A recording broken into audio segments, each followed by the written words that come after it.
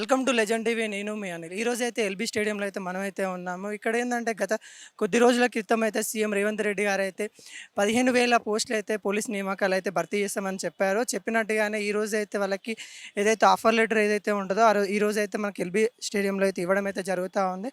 చూద్దాం ఈ రోజు అయితే ఆఫర్ లెటర్ అందుకున్న వాళ్ళతోని మాట్లాడే ప్రయత్నం అయితే చేద్దాం మనం ఇక్కడ వచ్చిన వాళ్ళతోనే. బ్రో, చూసుకున్నట్లయితే చాలా రోజుల తర్వాత నిరీక్షణ తర్వాత మీకు ఈ రోజు అయితే ఆఫర్ లెటర్ అందడం అయితే జరిగింది. ఏ విధంగా అనిపిస్తుంది?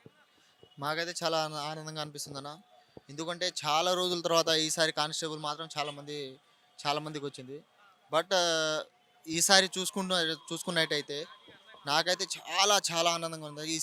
మన రేవంత్ రెడ్డి సార్ పైన తీసుకున్నందుకు మాకు ఈసారి పోయిన 5 ఇయర్స్ బ్యాక్ మాకు రాలేదు కాబట్టి మాకు ఈసారి వచ్చింది కాబట్టి మేము చాలా ఆనందంగా ఉన్నాం అన్న.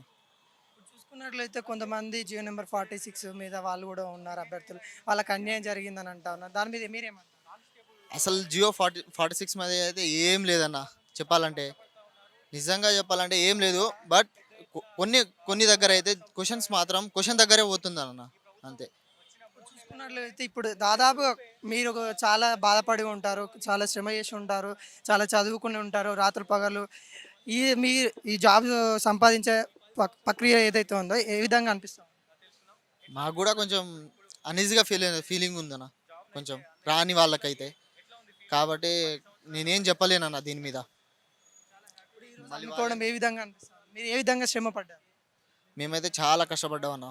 చెప్పాలంటే మాకు ఫుల్ హ్యాపీ. తల్లిదండ్రులకు హ్యాపీ ఫస్ట్. ఈ సందర్భంగా మీ అమ్మ నాన్నలకి చెప్పాలంటే ఏమైనా చెప్పగలరు? చెప్పగలుగుతారా? Thank you. దానికంటే ఎక్కువ చెప్పలేను, ఎందుకంటే నా హార్ట్ నుంచి వస్తుంది కాబట్టి నేనేం చెప్పలేను ఇంకా అమ్మ వాళ్ళకి. వాళ్ళు ఇక్కడ దాకా తీసుకొచ్చిందే చాలా గ్రేట్. ఇక్కడ చూసుకున్నట్లయితే వాళ్ళ అమ్మ నాన్నకి ఆయన థ్యాంక్ యూ తప్ప ఇంకేం చెప్పలే. అంటే ఇది చాలా గొప్పది, ఎందుకంటే వాళ్ళు నన్ను ఈ స్థాయి దాకా తీసుకొచ్చారు, నేను చాలా కష్టపడ్డా అని చెప్తా ఉన్నారు. కెమెరామెన్ రాకేష్తో అని.